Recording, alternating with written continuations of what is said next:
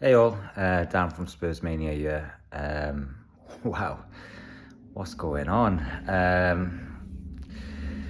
When the news broke yesterday that Daniel Levy stepped down, my initial thought was, "There's no way he stepped down. No way." I didn't believe it. I heard it from my auntie of all people. I thought she was winding me up. I just thought, no way. Uh, Looked and the news headline read he stepped down. I was dubious of that. I don't think he stepped down. I think he was forced out.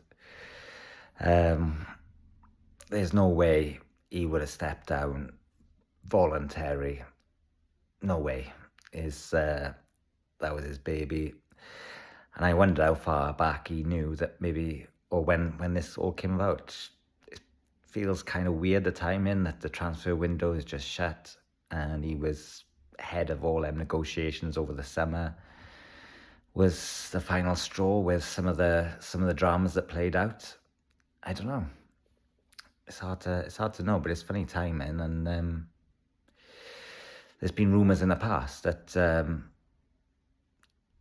if we were to agree a takeover, Daniel Levy still wanted to maintain his position as chairman, and that was kind of, I don't know if negotiations and stuff broke down before because of that and because of his insistence on that. And Enoch have turned around and removed Dan now, freeing him up for that not being part of it and for to go ahead and sell the club. Or are we going to see, are they just seeing the parade now and what we had in that Europa glory and seeing the sheer number of people turning up for that and just like seeing those celebrations, and it was special, and it just, maybe they thought, like, how come we haven't seen more of this over the last sort of 25 years of their tenureship? I do think that Levy has propelled this club to be in the talk of, well, that old top six kind of status then, for the infrastructure he built. I remember in Sugar days, back in my early comp days, people would be like, "Why do you support Spurs? They're crap. They're rubbish. Absolutely rubbish." I mean, fighting relegation and what have you at the time under Sugar, and it was your D-list days where we'd score 3, concede 4, or score 4, concede 3, and it's just a mess. We were always sort of mid-table, lower part of the table. Slowly but surely, when Enoch took over, we rise slowly and but steadily to a point where we were knocking on the door of top 4 for quite some time before Redknapp got us across the line in achieving that with that crouch goal at Man City, and that took us to a new level then. And then we did qualify for the Champions League on a regular basis. But that all came from Enoch taking over, sorting things out, putting the training facilities in place, investing in that, having like one of the best training facilities around. And then the vision then of, right, we want to build this stadium. I remember seeing all the blue, like, kind of the images of what they wanted it to look like and how it was going to come in, and all that. I was like, wow. Like, for us to compete amongst the big boys, we got to kind of have a big boy stadium as well. Everyone had at the time, the capacity of Old Trafford, and it like, what was there, 60 odd thousand, 70,000. So other clubs then, big capacity stadiums, and we were at White Hart Lane, which was about 34, 35,000. So for us to get this 66,000 seater stadium, or 67, I think it is, and then that increases the revenue. The revenue streams, fair play. That's where Levy has just propelled us on all the commercial aspects. Like sponsorship deals, even early doors and what have you, we were seeing bigger figures all the time. Obviously the Champions League money when that came in, obviously Sky money then was massive game changer for the game, the Premier League in general. I think when they took over the club they bought for 22 million, and it's now worth, what, 3.5 billion. That just shows the kind of growth and money involved now with the club. It's a lot bigger animal than where we started off, and that's a big testament to Levy and Enoch, and for all that great work that they've done off the pitch.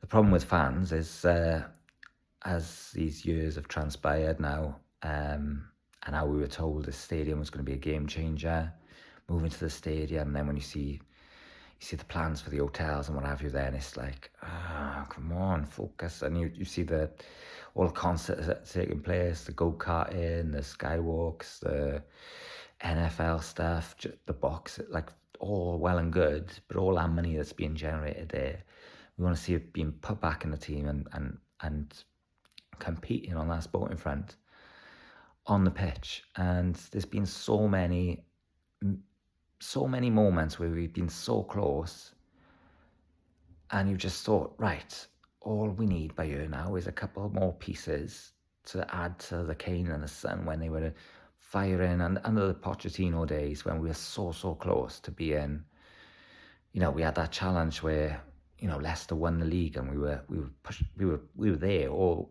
for the majority of the season. And come January, then you're just thinking, that one or two extra players, get them in, and let's really go for it. The moments where we could have gone for it as a club, if we showed a bit more ambition on the player recruitment side of things, that would have elevated us to maybe cross the line. We don't know. I mean, it's all hypothetical talking about what could be. And there's been so many moments where at times we pushed ahead of Liverpool in being, a force on the pitch. That time where we battered Liverpool, was it 4-1 at Wembley, was it?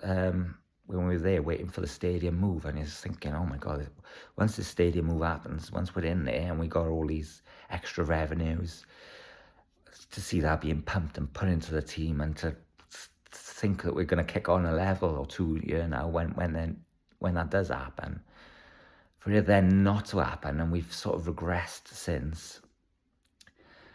That's where the frustration lies with Levy. That's where all the Levy out kind of stuff comes from. Is that on the pitch ambition? He's never really, or it just seems in the last few years, everything has been the focus, bar the footballing side of things.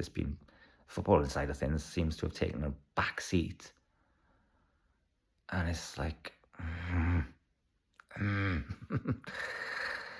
and as a fan, all you want to see is where it matters on the pitch. It's great that, don't get me wrong, so thankful for him for the stability he's and the growth that he's put in this club. But it's just them moments, them sporting ambitions, them, like, that winning mentality, that top club mentality. And as a lot of fans have read a lot of things that fans have said and what have you, and the feeling is the club has just got too big for them now. And hence, like, the reshuffle that was starting to take place at the start of the summer, with Donna Cullen going. She was apparently like a very close ally with Levy, so he's kind of stripped that away from him, and like, they've got him out of there now. I know the rumours around the takeover that came a while back, and there's also maybe the stadium naming rights issues. Maybe they feel like we've missed the boat with that now, and it's like globally known as the Tottenham Hotspur Stadium, and maybe that's what it'll always be seen as now. And we see other clubs who get a big financial income from them naming rights each year. So maybe there's a bit of frustration from Enoch with Levy in that, and maybe it's just I don't know, maybe it's a lot of things now where I never saw Levy ever leaving, because they took over when I was in my comp years. And it just seems Levy's always been he's been kind of the dictator, or everything that's happened with Tottenham Hotspur has been him. So when I did see that the news was real, I was like, we've been wanting this for a while, from a sporting aspect of things, and the chance to leave you out chance. Now that it's actually happened, it's like we've gone into there's a sense of uncertainty now. I think the worrying thing is for a lot, well, I speak for myself, is, I don't know, do we want to be owned by, like, I don't know, for example, a Saudi investment group or an American investment group or whatnot? The ethical side of things then is like they're doing the right things, and I don't know, it's like we don't want to sell our soul. It seems look at the celebrations on I don't know, when we do get an achievement, when we do win something, it's massive, because we're kind of a David going against a few Goliaths, the Man Cities, the Chelsea, ever since Abramovich took over there. Just the money, just the people who've gone in and just took over these clubs, and just the Chelsea days, I hated that, just them getting taken over and just picking off all the best players from other teams, like at the times the Damien Duffs and the players that kind of propel them up. Same with Man City, when they bought the likes of Robinho and players who were really, really good at the time, and it just took them gradually, slowly but surely, up to the top end of to the top branch, and it's all because of the money side of things. So I do appreciate what Daniel Levy's done with the talk of this being self-sustained, really, and generating our own money to go and do our things. It's just the recruitment side of things and what have you of late, and the prolonged negotiations, they're always kind of scratching around the bargain buckets at the end of windows. The lack of planning, it all seems opportunist and what have you. And we got to be, every club is to a certain extent. If a great opportunity arrives, you go in and get it. And I know I spoke on a previous video of our transfer window and saying when we signed Xavi Simons, it's gone from like a 4 for me to a 7. Muani coming in now, I think it's gone up to, for me, an 8. I think we got too injury prone. Well, Solanke's become injury prone all of a sudden now. He hasn't suffered with injuries until he came to us, it seems, and he's dropping every now and again. We know we can't depend on Richie to be injury-free for so long. And Muani can play on the left as well, and on the right apparently. So I get that. I think he's from his Frankfurt days. My goodness, he's a baller. He's a player. He knows where the back of the net is. He's strong. He can hold it up. He can run off. He can run behind. He's a good runner as well. He's an athlete. We got that getting behind the fences option, where I think Richie and Solanke are similar. They like to drop into the play and get involved, pop it out wide, what have you, and then get in the box looking for them crosses. I think Muani gives us a different dimension in terms of we can stretch the defences more. We can pop one. We can see Romero just pop one over the top for him to chase down and run them channels. It's I think that was another good addition. I'm really happy with the 4 additions we made. The Palhinha, Kudus, Simons, and Muani. I know we're always frustrated that we're always that 1 or 2 players short, and it seems like the left back kind of backup we wanted. And I know people speak of wanting another centre back, and with Vuskovic going out on loan and us allowing him to do that, I thought that we had something in the pipeline with that, but it didn't happen. So we got Ben Davies here now, which, like I said before, I think he should have been. We should have let him go. when his contract ran out instead of extending it. I think that is kind of another short-term fix and another thing that we probably go and readdress next summer now. Or maybe in January, who knows?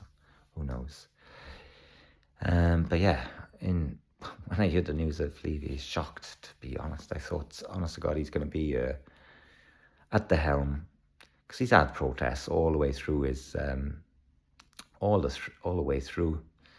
Even I'm sure when Jog got sacked at halftime and what have you, bad form. I'm sure there was Levy out chance then, and it's kind of it's been a thing that's always kind of there, and rumblings of it. A lot of the time, when early doors, it was when we were not doing well as a team. But as things have progressed, even when we've been doing well, there's been Levy chants out at away games, very vocally from the first, from kick-off. And we saw that a lot under the Postecoglou at the back end of his first season. It's been going on and on. Conte, I remember when Conte got sacked and leading up to his sack, there was Levy.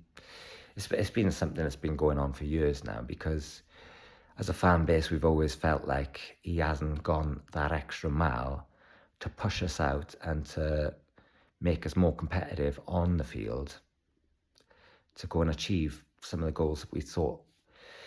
When we had Kane there, world-class player, world-class striker, guarantees you goals, build a team around him. We did have elements of it there, but they would always have one or two missing pieces.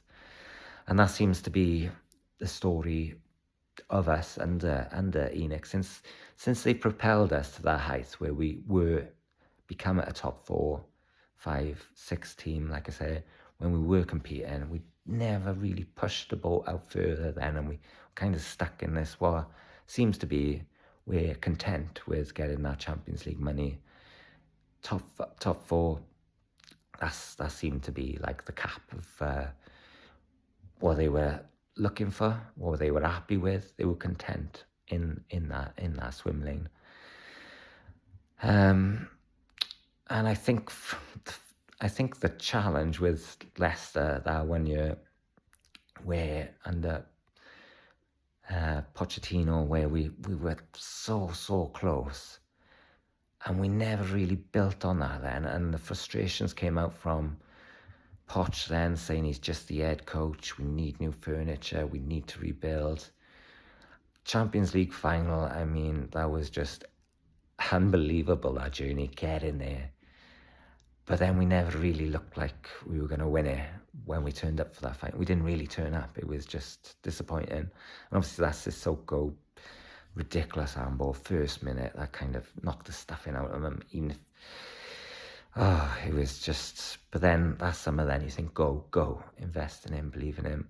A few months later, he's gone. Levy's got rid of him. Mourinho comes in. I hated that appointment from the off. I couldn't believe that we got him in. Absolutely disgusted with that appointment.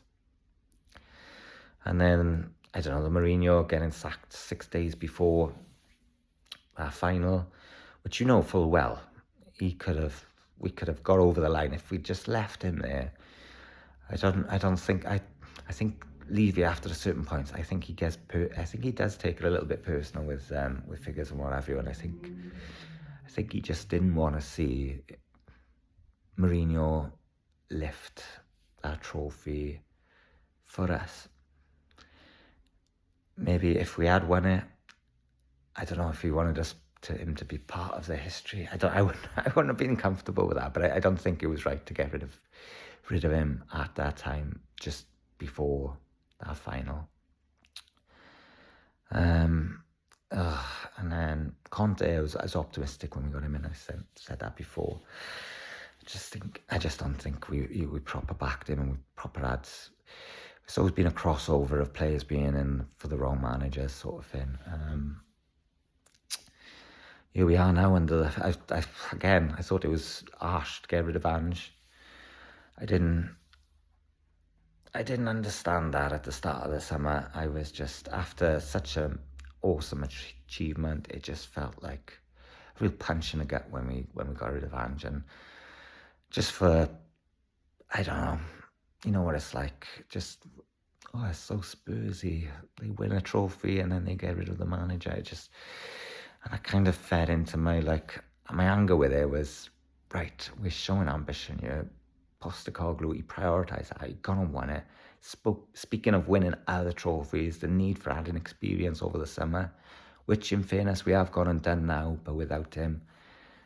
Thomas Frank, I'm happy with that appointment, don't get me wrong. After Postecoglou left, had we got a Marco Silva or someone like that, I don't think I would have been too as on board with it. I'm still angry with Postecoglou being let go, but I'm over it. You know, we got to look at the current now. We are where we are, but it's let's hope things settle down now. I know there's a lot of uncertainty now and a lot of rumours circling. Are we about to be taken over? Is this something that's imminent? Is this something that's going to drag out a bit, be renegotiated? You know, we're talking about whoever's going to come in. If they are buying the club, it's $3.5 billion. It's been, you know, valued at there's not many out there that got that sort of money to buy us outright. Talking this massive deal. So I don't know if we've viewed other things then. Like I said, the Lewis family, how Joe Lewis's kids now have got it. We saw Vivian there in the Burnley game. It's the first time I've seen her on TV. Didn't know who she was to begin with, but she stood next to Daniel Levy. It's weird. And it's also that thing of Finn Kardashian with Levy speaking at the start of the summer, saying how they're going to be working together and how they're excited to work with each other and the respect amongst them both, and how we had ambitions to go and win a league, win a Champions League. Like, that all seems a bit weird now looking back. It's like, that's why I question whether it was all part of the bigger plan when changes started happening. Was Levy supposedly supposed to go at that time when they did that video? And then later on we saw the video with Gary Neville and how Levy said, "Oh, when I'm gone, the fans, then they'll know, then they'll miss me, and then they'll recognise what I've done for the club and what have you." So did he kind of foresee him and know that this was coming then? It kind of hints towards maybe he did at that point. And him doing videos was not really a thing that he's done over the rest of the kind of his time at the club. So Vinny, we were believed that he was coming in to as Donna's replacement sort of thing, and really communicating with the fans better on how their visions of where they go in and what they're trying to do, explaining things, what have you. That's what we were led to believe at the start when he came in, and now Levy's gotten. It's just it does make you think then in future transfer windows, who's going to be doing the negotiations now? Because Levy said quite clearly in that Gary Neville interview, he's always the end of the deals. He's the one who ends up negotiating and what have you, and that seemed to be the case throughout the summer, which I don't get for someone who's gonna, if he knew he's gonna be leaving and what have you. And I know he's got an interest in the club. He still has a 25% share in the club. So, you know, did they trust him still to go and do that side of things until they sort other things out in terms of the director of football now? There's again, we're all speculating, but again, the thing is now we're going to look to get someone specialised in that director of football role, perhaps, who's going to be ahead of all them negotiations and take care of all the negotiations, have a budget, and go and do what he can with that, and have the trust to go and sign the players that we want and look to elevate that first team. After seeing this summer's business, you could argue that, we haven't done things like this before. We haven't gone out and bought two and loaned two players that instantly elevate that first team. We've always signed prospects, or if we have signed a senior player, like last summer when we signed Solanke, and then 6 kids. It's like that's always been kind of the case, where we will sign 1 or 2 more experienced, more established players, and then a lot of prospects, or like a lot of spy 2, and hope that one goes and nails that position and develops to a point where they do become part of the first team. So I would like to think that things are going to change around that side of that aspect of things going forward, where the recruitment is a lot or more balanced. A bit of now for established, experienced players to come in, and a bit of the prospects, because you need to keep that underbelly of talent there to come and push these guys that are in and around the first team on that, even that bench, challenging to get on that bench. Now, that's the kind of depth that we want to see at the club. And we want, look at the subs bench sometimes. You look at it and he's like, who can come on here and make a difference? Who can turn this game on his head? When you look at it sometimes and you're like, I don't really see I don't see it changing too much when we do make a change, unless you look at it like a youngster to come on, for example, Bergvall to come on, and you're expecting him to do something of like producing a bit of magic, and it's like, hang on, these guys are still young. You can't put that expectation on their shoulder. And I think, like Frank has shown on that Burnley game, putting Bergvall in, putting Gray in, putting Sarr in, from the off, picking and choosing the moments where you're like, right, I'm going to put the trust in the young players to go out there and perform today, and then seeing that, and you gotta balance it. I think Frank will do a good job of balancing it. I think he'd be pleased with the window. Like I said, I reckon it's an 8 out of 10. I think going into it, without all the sagas and stuff that happened with the Morgan Gibbs-White and Eze, at the start of the window going into it, if you was shown what's going to happen at the end of it, going into it, you would have looked at them names. Xavi Simons, really? Kolo Muani, like, wow, he played in the World Cup final. Kudus, you would have thought, no way, West Ham selling him as him. And Palhinha, again, you'd think, he's just gone to Bayern, he's only been there a season. So, I mean, it's great business.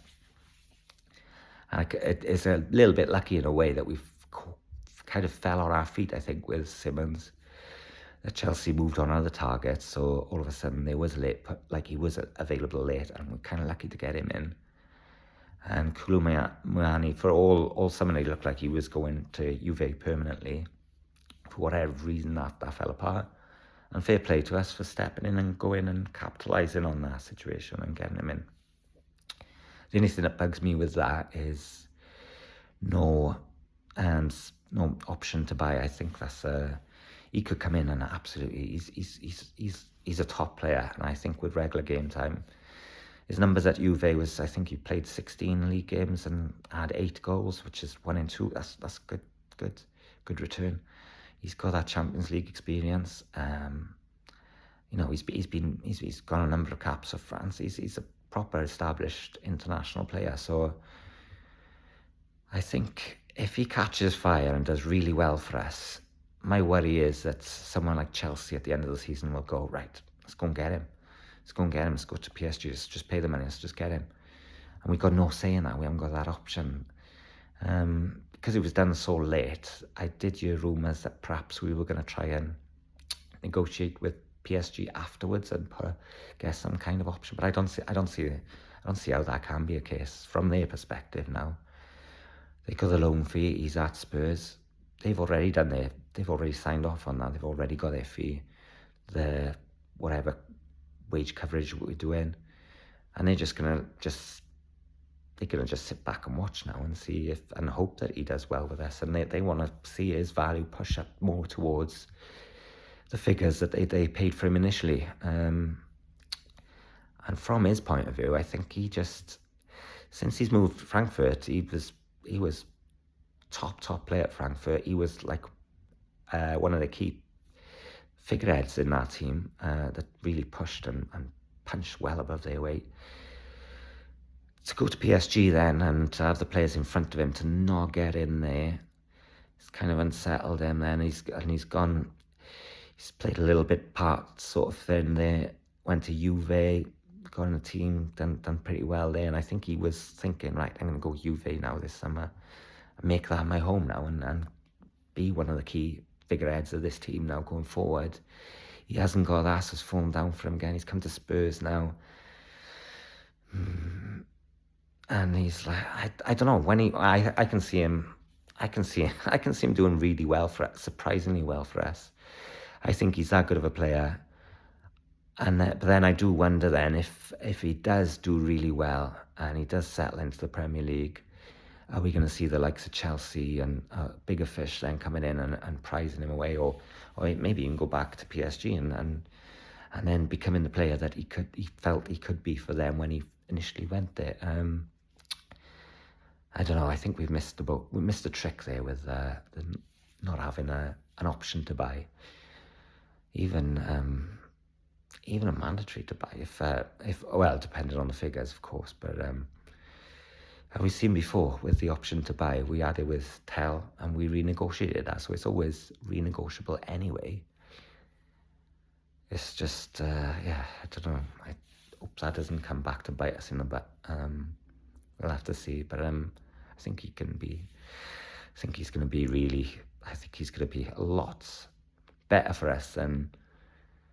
I haven't seen too many fans like kind of celebrating that move sort of thing, and they're like, oh yeah, he'd be a good squad addition. I think he's going to be more than that. I can see himself establishing himself as that number 9, especially if we see Richie and Solanke having injury problems again.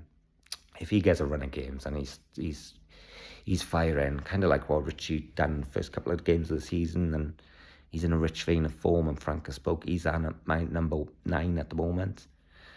And that's the key thing at the moment. If Muani comes in there, all of a sudden he's playing, he's scoring goals, he's going to be Frank's number 9 until he has a bad patch of form or what have you. And if he's just firing all the time, then he's that number 9 position is there for him to nail, and I think he'll see that. I don't think he would have come to us if that wasn't a possibility, if he didn't feel that was a possibility after he spoke to Frank.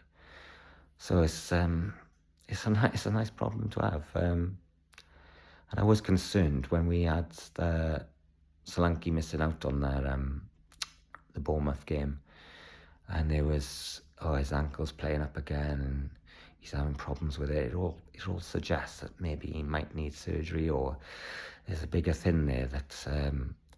And I was thinking, with the transfer window shutting on Monday, we can't afford to only have one striker for a lengthy period of time. So I'm really happy with Muani coming in. And just on that, I know I didn't post a video on the Bournemouth game, but it was just it's one of them. I was watching it create a chance to the first minute. It's like, oh yes, here we go. After that, then Bournemouth absolutely battered us, and then put in Semenyo on the left. Porro couldn't deal with him defensively. I think he got found. They targeted that. Porro, for as good as he is going forward, and don't get me wrong, Semenyo is a top player, and I mean he had Porro on toast. Porro couldn't deal with him, and Porro got it taken off a bit later than what I thought.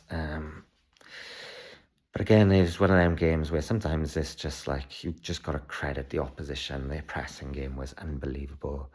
Nothing was sticking with Richie. It was just everything was bouncing off him. So many sloppy performances. We couldn't even string 4 or 5 passes together on times. It was really concerning. it was only later on in the game, the last 10-15 minutes, where we made some subs and what have you, that we had a couple of half openings and what have you. Tell's extremely unlucky with that volley that just went wide. I thought it flew in. But that was really late on, and we just huffed and puffed our way all the way through that game. And Xavi Simons watching that must have just thought, oh my God, what have I signed up to? But or maybe he might have thought, oh, I can't wait to get into this team and just show him the creativity and the flair that I got, and drag us out of games like this and produce them special moments. So I can't wait to see him play for us. I think he's going to be that bit of magic that we've kind of always loved as Spurs fans, kind of Ginola magic, the Bale magic. We've always had that kind of player that can produce something out of the blue. He is definitely one of them players. So still looking forward to that. And I know I was absolutely buzzing on the before Bournemouth and after signing Xavi Simons, and then that Bournemouth performance kind of bit of a reality check here. But I think that's good early in the season. It'll be the same for Frank. He would have learned a lot from that game. And, we got Simons to come in, Muani as well to come in. He's going to have better options off the bench as well. It's a stronger position going forward. And he would have learned a lot. He's learning all the time. It's early days for Frank, and he's getting to grips with these players now and learning of their strengths, same with the new team, the new players coming in. They're going to learn how a player likes to receive the ball, whether they like it over the top, if they like it into feet. Again, them little partnerships going on, which we kind of saw early on with Kudus clicking with Richie.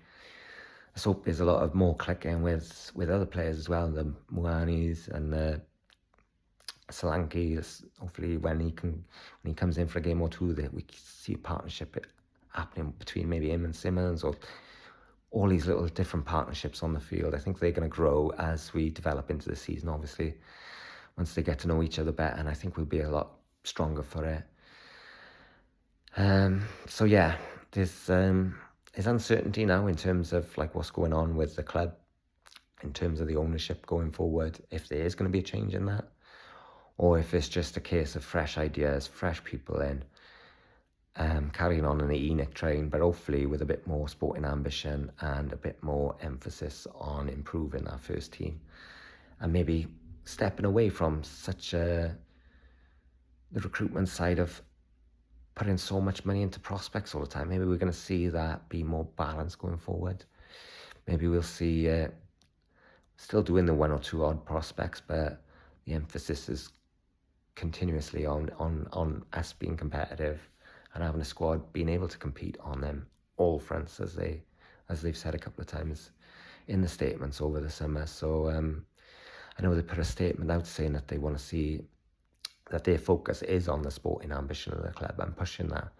So that's obviously it's the right things to say, but hopefully they back that and show that. It'll be interesting to see now what the next couple of transfer windows, how they go, how we see the money spent in terms of are we going to see kind of what we just saw now this summer, another 3 or 4 top players that come in and improve that first team. This is what we kind of want to see on a window-to-window basis. So hopefully things are changing for the better on the on-field stuff, which is the most important thing for us fans to see.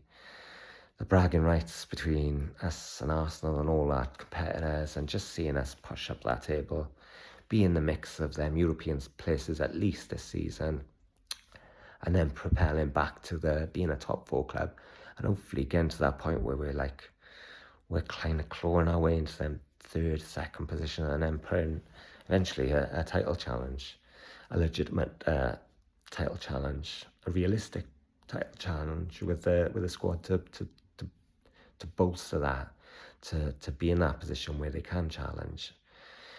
So yeah, it's interesting, and wow. I mean, for a lot of fans, Levy is all we've known. It's been the Daniel Levy club for God knows how long. Well, 25 years. But you know what I mean? That's where there's a bit of like, it's a bit of uncertainty now on what's going to happen from here on in, and only time can tell, and this is a point in history now for the club where we're going to look back in maybe 3 or 4 years time, or continuously going back and forth now, where it could be Daniel Levy set us up for success with all the great financial work that he done to propel us into the revenues that were generated now. That was the platform that saw us go and win all these titles and cups over the years. I hope. Or it could be a case of, we didn't know what we had until it's gone, sort of thing, and we might get a similar type of owner come in now, a similar sort of chairman come in, and still scringy, still looking at the pennies, still looking at them spreadsheets, still trying to do things on the cheap. I hope not, because again, we need to improve the wages that we pay players to get the best players in. So again, hopefully, slowly but surely, that's going to be something that we see now take course. But again, who knows? Only time will tell. Right. This has been a bit of a long one, 40 odd minutes. But yeah, there's a lot to kind of process in this last week or so, with the wrapping up the transfer window, and obviously the big, huge news that dropped yesterday. So yeah, let's see what happens now. And international weekend. I can't wait until we're playing again on the field, and we can talk about who we're predicting to start, etc. for the next game. Yeah. Until next time, as always, take care and come on, you Spurs.